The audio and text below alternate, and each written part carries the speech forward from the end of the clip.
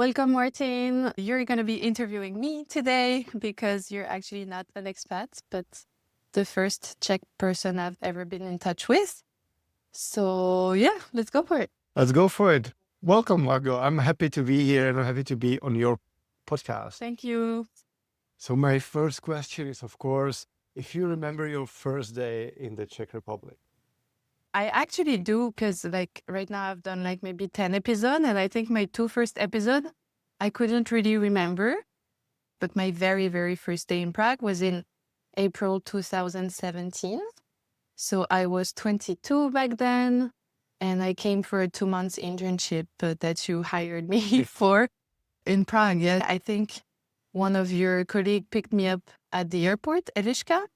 And we took the bus back to Prague, and I think we went directly to the office in Vinohrady. And it was the spring day, so very good vibes. And arriving in Vinohrady in the tiny office, and I had really good vibes. Well, that brings me even to my emotion, to remember that day.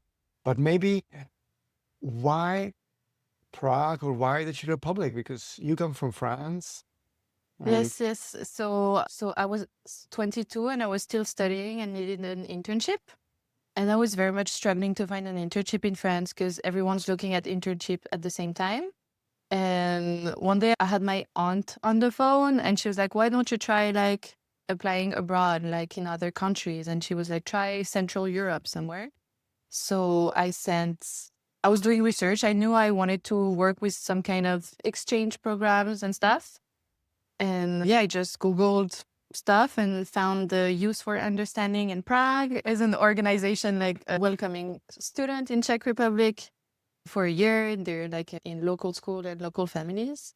And you're also sending Czech students abroad to have the same experience. And I also applied to some organization in Budapest, I think. And you, Martin, was the first one to answer. You wrote me an email hey, yeah, sure, we can talk about it, but we can't pay you. And I was like, that's fine. Nobody pays in France either for internship. And so that's how it happened. I'm not sure what I knew about Czech Republic, probably not much. I'm also not sure what I Googled before. So basically you taught me everything about the Czech history and my first. Impressions about it. Yeah. Yes. Wow, that's amazing. I have to ask you, what was the reaction of your friends or family members when you said, I'm going to Prague? What do they actually know back in your home about Czech Republic or Czechia? I think because this was a 2 months internship, so nothing too big. And I had already lived in Spain and England and the US. So I guess for them, it was just another experience abroad. And my mom always tells me travels builds a person, so you should travel and stuff like this. And I think my mom actually had been to Prague before me, so she was like, yeah, it's a beautiful city, you're gonna love it for sure. So not so much questions about it, but also because they knew it was for 2 months, and then right now we're 8 years after and I'm still here. So the second time I actually left for Prague, this was for a 2 years experience. It was a little bit more serious, I would say. Yeah. But still, I'm kind of going towards the question. In the time when you arrived was 2017. What do people know about this country, in Czech Republic? Is there still this kind of stereotype of Eastern Europe, or Yes, for sure. And I remember two stories. One of them is so the first Christmas I came back, so 2018 something, my aunt was just asking, another aunt, not the one that encouraged me to apply abroad, but another one. She was like, oh, how is it going in Poland? Everything good? And I was like, oh, it's actually not Poland. And I'm sure it happened also, a few people say Czechoslovakia and stuff like this. So they see it at Eastern Europe for the most part still. And maybe this brings me to the question, how do you see it today? Because obviously there are also some reasons why to think about it like that. We as Czechs, we don't like to be seen as East Europeans. But at the same time, there's history, obvious history in the 20th century that there has been communism. And so there are also reasons why let's say, Western Europeans think, they are Yeah. where are the differences and where are the similarities? And Yeah. I mean, I think, to be honest, me even coming to Czech Republic for the first time, I would call it Eastern Europe. And I remember we all went for a drink with colleagues, and I think there was Ludiek, Eliška, you for sure, Camila probably. And I remember mentioning something Eastern Europe, and Ludek stopped me. He was like, no, this is Central Europe. And I think from this day, and I felt in his tone that it was important to him. And I think from this day now, like every time I hear someone saying Eastern Europe, I'm like, no, this is Central Europe. And I'm carrying this like around. But similarities and difference, I think, for example, my dad, he hasn't visited me here, so he still doesn't really know how it is, and has, I guess, still some kind of vision, because I had to get knee surgery this summer, and he was like, you have to come back to France to get your surgery, like you're going to be better treated or something, and then obviously they can take care of me. But I was like, no, this is my home now, and like there's very good surgeons here, and I'll be very good treated here. But you could see that I was like, why in a small city in France I would be better treated than in the capital city of Czech Republic? So yeah, yes. Maybe I didn't ask you much about that, but I'm interested. What is actually your city in France? And so can you tell me something about it? Yes, I'm from the north of France in Calais. So I think there's probably around 70,000 people, 80,000, maybe more these days. And it's by the sea. You can cross to England from there. And it's close to Belgium. So actually, when I think about Czech culture, and most of the people see like Czech culture as like beer, drinking a lot of beer. And actually in the north of France is the same. So in that sense, I'm like, feel at home here as well. It helps kind of. Also, so you have beer culture in the north of France? Yes. Like, when here we have dinner with friends and they're asking me to choose wine, I was like, I'm actually not that much of a wine person. I don't know how to choose a good wine, but beer, yes, I can. So I would say it's rather a small city, and everybody knows each other, and I guess maybe that's kind of why I wanted to escape it as well, also in a way, because I've always been kind of shy, I would say, like up until my 24. And that is because like all of my family, they're like very talkative and extroverted.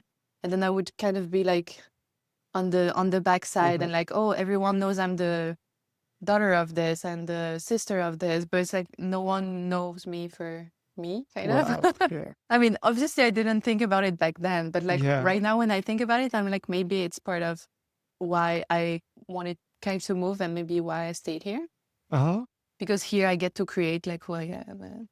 It's really interesting, because I have the memory of a French person going to a Central European country or Eastern Europe, and not having any connections there, and just going there for 2 months internship, and then deciding, I can stay here a little bit longer.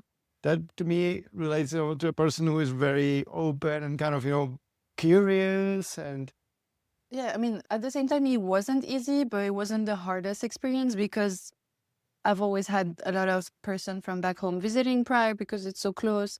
I can also like fly back when there's a birthday, when there's something important.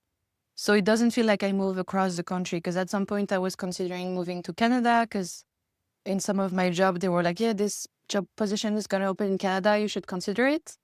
And I was kind of waiting for it. But then I saw one in Prague and I was like, oh, Prague was fun.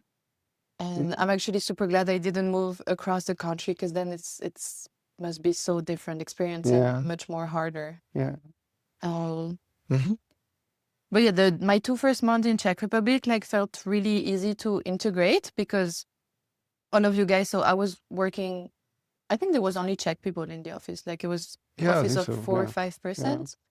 But your job was basically to like welcome students from abroad. So yeah, basically welcoming me was like part of your job, because you know what you do. So I felt really at ease, and everybody took me places and even meet their families.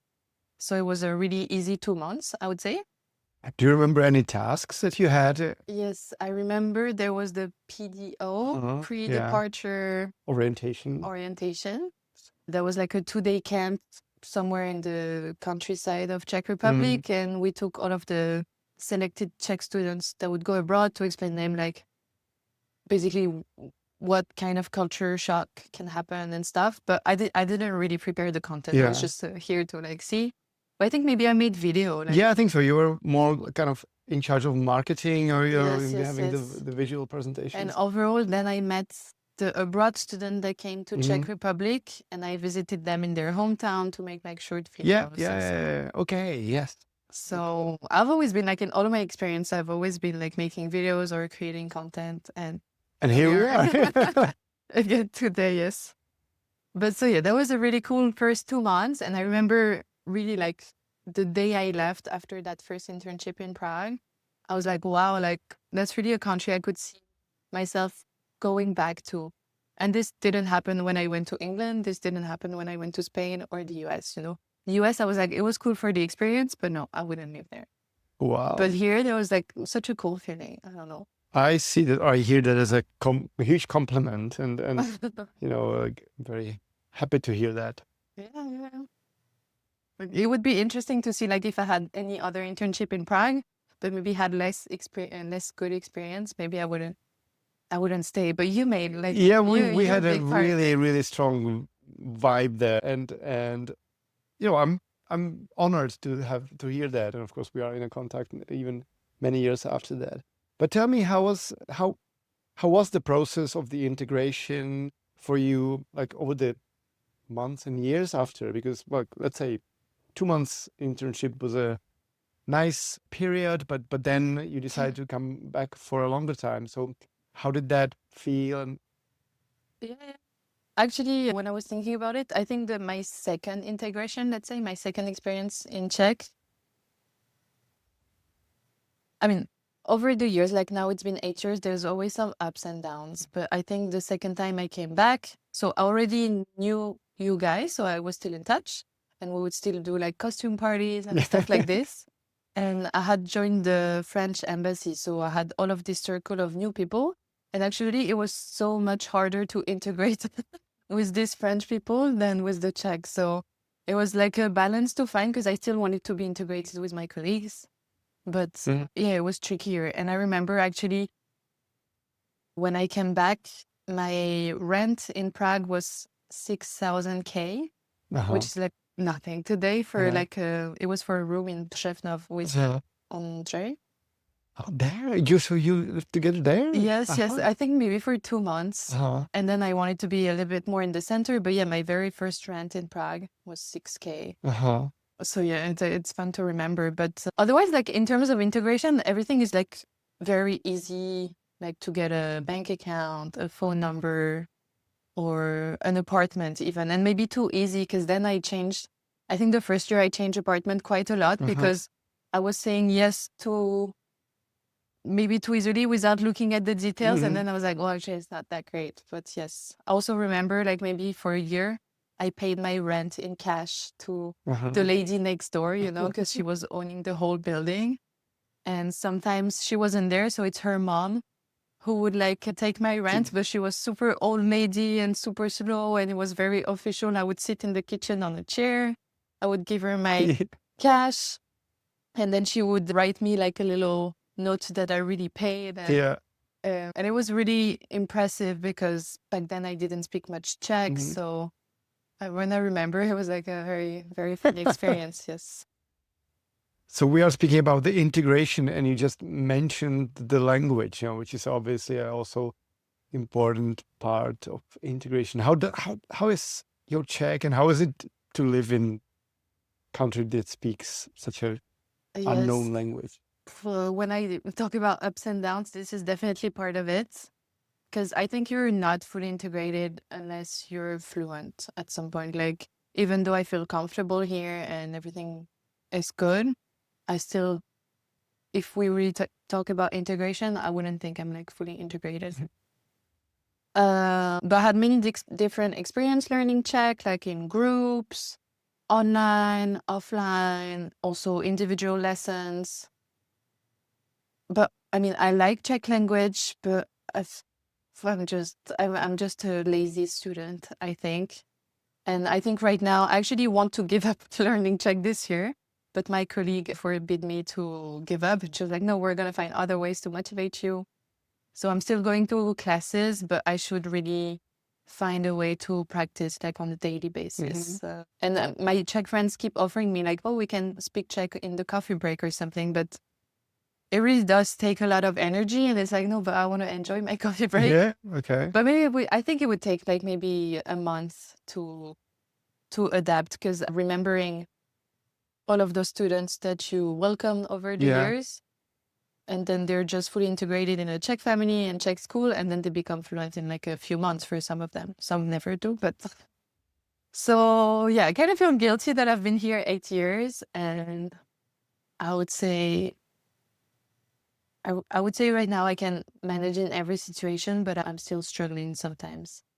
Yeah, but you say it's a question of motivation, like, because obviously, Yes, for sure. so that means that you are able to function fully without even speaking the Czech language. Yes. And you also mentioned the situation with the knee surgery. So maybe I'm going towards there. How was it to be actually in a Czech hospital, and there you had to speak Czech, or how was it there? For the surgery itself, everybody spoke English, but then in December I went to a rehabilitation center to just do like physiotherapy every day to like try to gain more muscles quickly. And I had inquired by email. I was like, hey, is anyone speaking English there? And the lady was like, yeah, it should be possible. But then I arrived and honestly, no one spoke English. I was like, okay, I can do it. No worries. So even the doctors, and so sometimes I say yes to something. Actually, I signed the contract of the rehabilitation center. I did not read it because I was like, it's probably some general thing. But then I learned that in it, there was the rule that I'm not allowed to go out without authorization or something. I couldn't go to the city. But yeah, overall it went fine, and everyone was like super nice to me and like, oh my God, you speak Czech? Like, that's crazy. I had a super nice roommate, old lady, and so we could talk about our daily life. But I actually think I didn't learn more. Like, it was good to practice daily things, but apart from, I learned 2 new words, I think. It's like body man. The sports thing, like hold and let go. let go, yeah, kind of. So those 2 new words. But yeah, it was a fun experience. But just at the end of the 2 weeks, I was tired with like the experience and everything. And the last night, I was so much frustrated because I had a new roommate and she was snoring like crazy. And I wanted to go complain to the nurses. And I kind of struggled to explain. And then I was really frustrated. And I was like, I just want to go home now. So I was like, okay, too much Czech. Okay, good. But maybe a question of your recommendation of being a experienced person living in the Czech Republic. So what would you say to anyone who is coming to the Czech Republic or to Prague? You know, how to integrate, or what's your recipe? What's my recipe? Well, I would definitely encourage everyone to try Czech lessons. I have a friend, Atenais, when she arrived here, she was like, I'm going to become fluent in Czech. And kind of everybody laughed at her. But she actually really did take lessons, like I think 3 times a day, morning before work.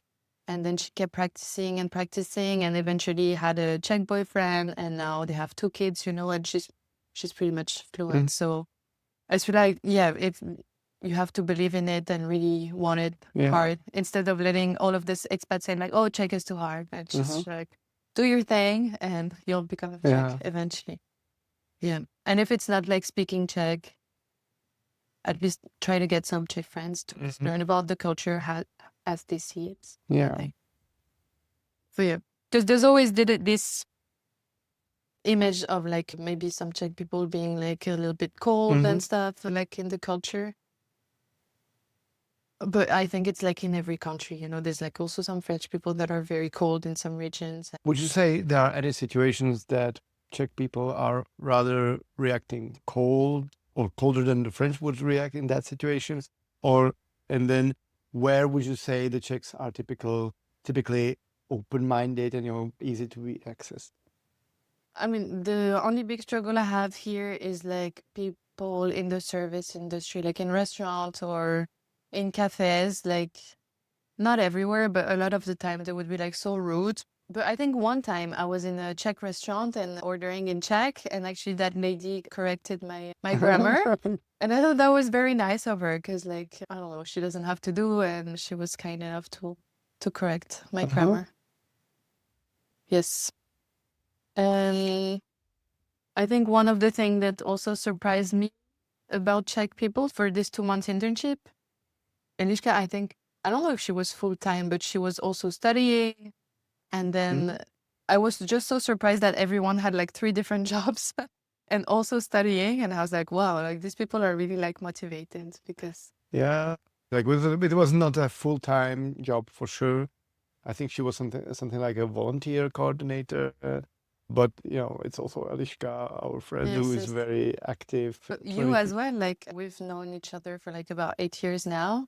And you've had so many different careers, like trying so many things. And I really admire this like will of trying new things, because when I want to try something new, I'm like, oh, but it's kind of too late to try something, even though I'm like 30, and I'm like, why do I have like this mentality, like I should just go and try, and if it doesn't work out. But I think really this is what connects us. Like, I mean, us, that, I would say this is 100% you. Like, a person who comes to a different country, starts activities there, builds up friendships there, then, now looking back on my life, I was always active as well. But I would say this is where we have this perfect match. And knowing that many of our friends are our friends now. But do you think that's part of like, is it a cultural thing, or is it just like, how do you explain you're like this way? I still have these people that you spoke about among my closest friends. Even my wife is from there. And I now have the chance to say, well, it's not the organization, but it's something that we create. I have a question for you. So obviously you've also lived in like many different countries. You can name them if you want, but so how do you see Czech people, and do you see them differently now that you've lived abroad, or? Yeah, it's a very good question. My impression on Czechs, of course, I could use the stereotype, to say this is how they are. But then if I go a little bit deeper, and also I look at my experiences of living abroad, then that helps me a lot to see the positive things. And it's like the internal struggle that everyone has. Do we want to focus on the positive? Do we want to focus on the negative things? And I definitely, when I live here, I see many of the negative things, I have to say. But also what helps me a lot, that I had times abroad and know people from different countries. I know that it's not paradise out there. And of course, it's not hell here, and it's not the opposite. So what I am interested about to observe also what it does with me. And that's funny because, for example, I don't know, typically situations in the transportation, like cars. If I go on the street in Munich and the car, parks not very well, somewhere on the pavement, I'm totally calm. I don't care. I said, yeah, but he was it. And if someone does it here, I'm very, how could he do that? So, and I can laugh about it. Even in that situation, I say, why do I care that much about it? And but that brings us to the deeper position, because it's kind of your home, because you decided to live here, and because you want to be part of the change then. And of course, you experience that the change is hard, or maybe in some cases not possible. Yeah. Because you actually, at some point, I don't know if that's still the case, but you were into politics in Vinohrady, right? Like you were in the list. I don't know how it's called, the municipal. Yeah, it's the municipal. Yeah, I'm not. I wouldn't say I'm a politician, but yes, it's my interest, and it's my positioning myself. I don't want to only criticize things. No, I want to be part of the change, and I'm looking for ways where can I demonstrate, of course, my skills, and also, kind of not be frustrated. That's one of the benefits I see of living in a country where you were born. You can be more active in the political field. Yes. Because you've lived like most of your life in Vinohrady, right? Or it's Vinohrady? No, I grew up in close to where the Czech TV is. Yes. So that's my childhood until my 20s, let's say. Oh, And then I studied in Pilsen. On Vinohrady, I'm for about 20 years now. So it's also a very long time. yes. Because actually, like, Vinohrady is kind of seen as the expat neighborhood, kind of like there's a lot of expats. So I want to ask you, how do you see the word expats or expats in general, and how is it to live surrounded by expats, you know? Because Yeah, I don't know, like to answer about the word, I don't know how, to me, it's not very, I don't want to say it's negative, but I understand it as a person kind of not fully connected with where they live. And so to me, this is like a visitor status. And I think, that's also what we did in Youth for Understanding. I strongly believe that migration is a skill and that it's a positive thing that people migrate.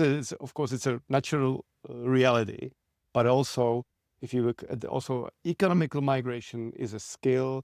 It's a positive thing for both sides, for the person that migrates and also for the society that hosts.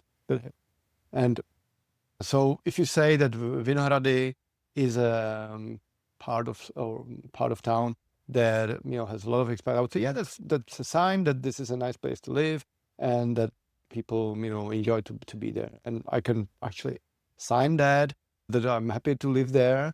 And maybe that kind of connects to the topic before. I'm still critical. I think still see things that could improve there logistically, or like how the public space is organized, so that we all have a better time there. Not only being closed in our nice cozy apartments, but also to spend time sitting on some public stairs, and then sipping some coffee or something like that, which I see, of course, it improves. But did you see any change in those 20 years in Vinohrady? Because I guess 20 years ago was still pretty low amount of expats, right? Yeah, I would say massively. I had a girlfriend 20 years ago, and she was German. She was actually living in Prague at that time.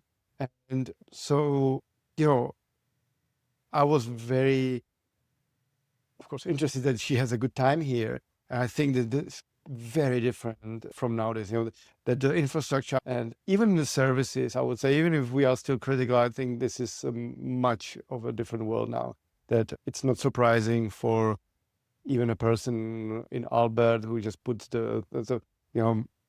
it's not a big surprise for them that people speak different language to them. So actually, that makes me think, last Friday I was in a jazz club here in Prague. And it was like 4 Czech guys playing some jazz, Czech jazz actually. But he knew the audience was like mostly foreigners because it was like in Prague 1. And he spoke like perfect English. And he was like maybe, I don't know, I think 80 years old. And I was so surprised how fluent he was. Like, I was kind of curious to go ask him and see like, I don't know, I was like, maybe he has like an American wife or something. But it's like, wow, such a good English. So yeah, there's many people of all generations that speak very good English. Yeah. And I think it's the one chapter is how do you speak the language? And the other chapter is, what kind of psychological equipment do you have? It's not about being perfect grammatically in the language, but it's about how do you react if you cannot speak the language? Do you go to aggression? Do you go to kind of denial? Or do you just, non-verbally try to communicate? And I think this is a topic, again, that changes through interaction with different cultures, but slowly and it's, many people here were, I think, brought to be shy. Generations, even when I grew up, when I remember how the school system was, it was like the teacher is the authority, and they should kind of show the students how imperfect they are, how I don't want to say stupid. And this is what obviously teaches people to be shy, to be kind of, I better not say anything so that I don't make any mistake. And of course, this changes a lot, but it doesn't change like from 0 to 100%, it's a constant change. I'm very hopeful. I have small kids who are in the kindergarten, and I'm amazed how nice the educators in the kindergarten are. And it's not a private school; it's a state, or we don't pay anything. So, this gives me a lot of hope. Yeah. And that reminds me of something as well. Like, so last week, my Czech friend at work, she bought me a book, and it's like some funny sentences, basically. And I opened the book, and it was something like, when the teacher comes to class, he doesn't say Dobrý den, he say A, B, A, B. And I was asking her, I was like, I don't understand what it means. And she was like, oh, it's like when we had a test, it was like column A, you have test A, and column B, you have test B. And like, basically, you don't say hi. It's like, okay, let's go for a test. Yeah, I guess it tells about the school. It does a lot. There's this kind of the power difference, or I know, I'm not sure about the terminology, but it's like that there is this power distance. I'm a teacher, I am the authority, and so I don't even bother with saying hi. And I really think this is also what, when we spoke about the Youth for Understanding, what the Czech students, when they went abroad to Germany, US, and France, of course, what they liked in the school system, that they felt, I'm more respected as a person. Teachers open or invite us to discuss. So we went over integration and Czech culture. So Margot, tell me, if you had the chance to re-experience one day in the Czech Republic, which one would it be? It's hard to answer, but when I think about it, because I have like really bad memory overall, so it's really hard to remember like a feeling I had or experience I had. So I would very much like to go back to my first week in Prague and to just re-experience how it is to discover like a completely new country, like hearing Czech for the first time, seeing prices for the first time and trying to like be like, okay, how much is it?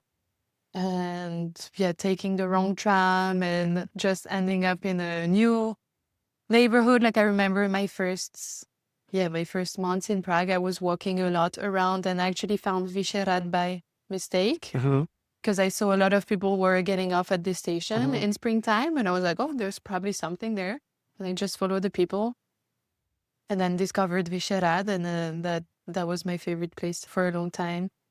So yeah, just it's a bit like a nostalgia feeling, like just because today I'm 30, I guess I'm still quite young, but like seeing that I arrived here at like 22, 23, I'm like, wow, that was so young actually. And we've talked about it with a lot of guests, like most of us arrived, we were kind of still kids, and we built our persona in Prague, which is crazy because so yeah, lots of just re-experiencing like this new fresh feeling. Yeah. If you could relive any day in your life, like which one would you choose? Yeah. Of course, I'm thinking of the birth of the kids. But I don't know. I also think I remember my first day in the US, my first impression of getting off the subway in New York, somewhere in, I don't know, 15th Street, where you are in Manhattan and you see the skyscrapers, and it was a nice day. So this kind of a strong emotion. Yeah. So these moments, yeah. I just remembered another one. So during COVID times, in spring as well, there was like a huge picnic on Charles Bridge. I forgot who organized it, but basically there was like tables all the length of Charles Bridge, and then you could just bring your friends and whatever you want to eat and drink. And it was so crazy to be like, oh, we can be part of this. I just saw the pictures recently again, and I was like, that would be a cool day to relive because it's very special. It doesn't happen like every. I think it was organized by the same guy who makes the pianos on the street. Yes. And later it was criticized or kind of laughed at because of course, like I was happy to see it. I wasn't living in Prague at that. I was actually proud or kind of happy to see the Czech people to organize it because they are celebrating life and everything. This looks really good. But the criticism was that the pandemic is far not over, and this is, too early celebrated, but I still have the positive experience, reading the news about it.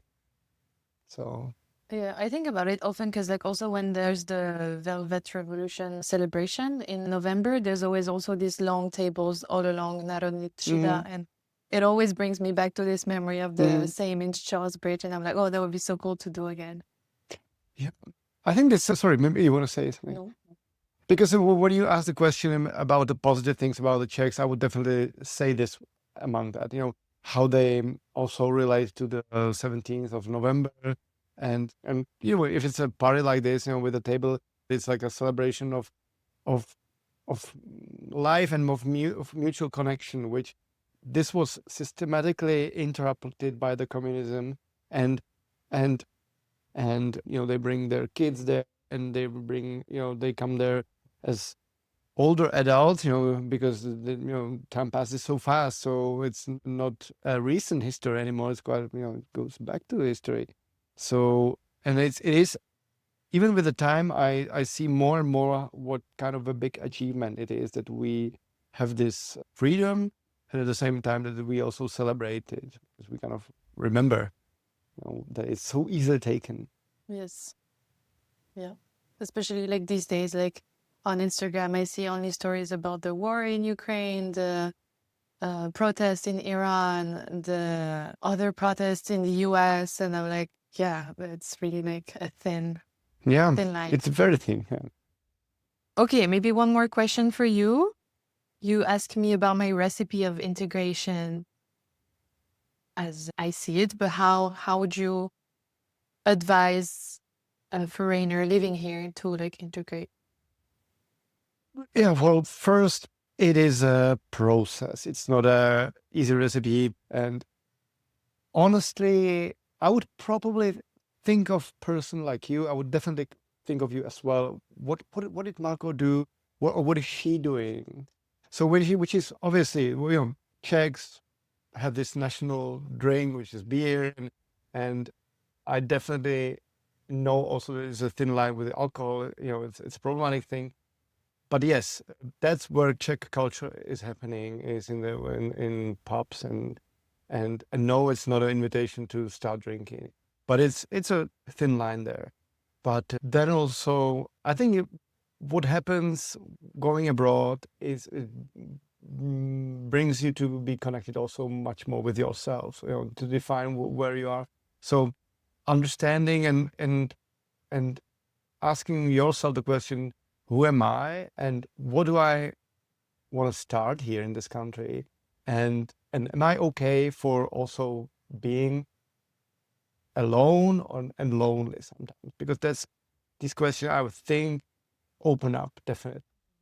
And if you have, I'm okay with this as an answer to one of these questions, then it's good for you to make that experience. And I mean, because yes, there will be misunderstandings, there will be frustrations, but I'm doing this because I'm creating my life. Kind of recreate your world. Do I want to do music? Do I want to do painting? Do I want to run in the gym?